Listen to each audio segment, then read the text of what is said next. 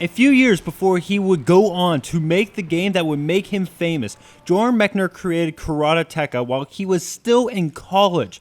Now, I can remember doing some things in college, and I can't remember doing a lot of other things, but I can guarantee that the things I did at university will not be seeing an HD remake a few years later.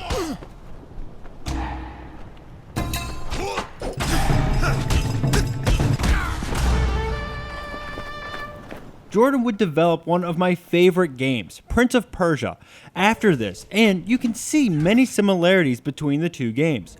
Both games feature a nameless nobody who must step up when his love is taken away, a no one who would become a hero, but instead of ancient Persia and sword fights, now you do your best Neo impression and say you know Kung Fu.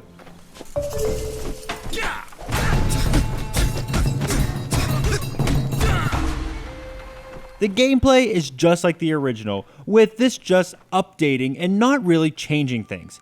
It is totally one-on-one honorable karate combat. You move your character down a very narrow path and make your way to the next combat section. There, your opponent challenges you, and like a true man, you accept that challenge. The combat may take some time to get used to because it is not your standard beat 'em up. In those, you are the aggressor, throwing punches and taking names. This is much more interested in strategy and tactics. You will want to block and counter most of the time. That will open up opportunities for attacks, and you can get your combos in and deplete your opponent's health.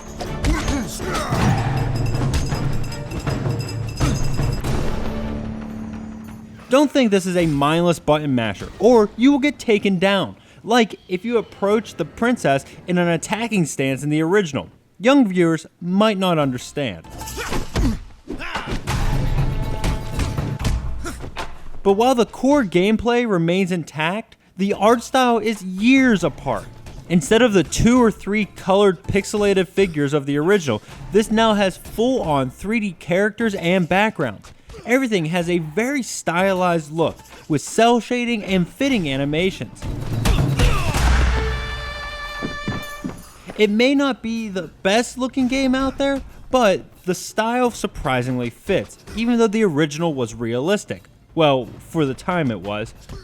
But the biggest complaint is the length of the game. The game can be completed in under an hour, easily. Once you get a feel for the combat, you can move through the game quickly. The game wants you to try multiple times and to practice and get better each time you play. The combat becomes very rewarding, but the length of the game leaves you wanting more.